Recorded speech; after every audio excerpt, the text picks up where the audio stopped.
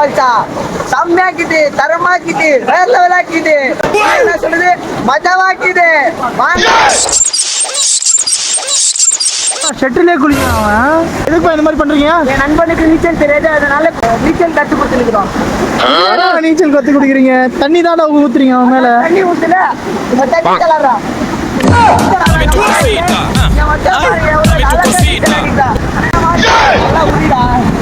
Okay okay.